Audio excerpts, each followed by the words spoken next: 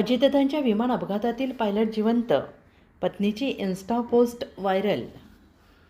दिवंगत उपमुख्यमंत्री अजित पवार यांच्या निधनाने संपूर्ण राज्य सुन्न झालेलं आहे. पण आता या विमान अपघाताबाबत एक गोंधळ निर्माण करणारी बातमी समोर आली आहे. महाराष्ट्राचे दिवंगत उपमुख्यमंत्री अजित पवार यांच्या निधनाने संपूर्ण राज्य सुन्न झालं आहे. या अपघातात अजित पवारांसह विमानातील सर्वच 5 जणांचा दुर्दैवी अंत झाला आहे. पण आता या विमान अपघाताबाबत एक गोंधळ निर्माण करणारी बातमी समोर आली आहे. ज्या विमानातून अजित पवारांनी प्रवास केला त्या विमानाचा पायलट जिवंत असल्याच्या बातमीनं खळबळ उडाली आहे. याबाबत पायलटच्या पत्नीनं इंस्टाग्राम पोस्ट लिहत आपले पती जिवंत असल्याचं सांगितलं आहे.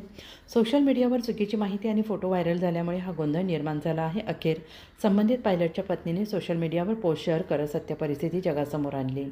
बुधवारी सकाळी लिअरजेट 45 या विमानाने मुंबईहून बारामतीकडे उड्डाण केलं. मात्र काही वेळात हे विमान कोसळलं. या भीषण दुर्घटनेत अजित पवारांसह 5 जणांचा मृत्यू झाला.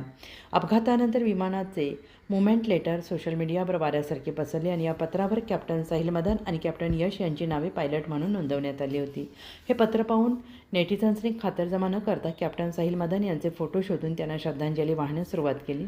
कॅप्टन साहिल मदन यांचा फोटो सर्वत्र व्हायरल झाल्यावर त्यांची पत्नी प्रसिद्ध मेकअप आर्टिस्ट संजम सहनी यांनी इंस्टाग्रामवर एक स्पष्टीकरणाची स्टोरी शेअर केली. त्यांनी अत्यंत कळकळीने विनंती केली, कृपया या बातम्या थांबवा. कॅप्टन साहिल मदन माझे पती आहेत. ते त्या अपघातग्रस्त विमानात नव्हते.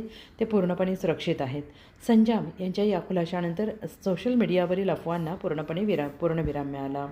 केवळ कागदोपत्री नाव असल्यामुळे हा मोठा घोळ झाला आणि मिळालेल्या माहितीनुसार विमानाने उड्डाण करण्यापूर्वी शेवटच्या क्षणी वैमानिक बदलण्यात आले. मूळ नियोजनानुसार कॅप्टन साहिल मदन जाणार होते, परंतु ऐनवेळी ही जबाबदारी कॅप्टन सुमित कपूर यांच्याकडे सोपवण्यात आली. नियतीचा खेळ असा, ज्या विमानाचे सारथ्य सुमित कपूर यांनी केले त्याच विमानाला भीषण अपघात झाला आणि त्यात त्यांचा दुर्दैवी अंत झाला.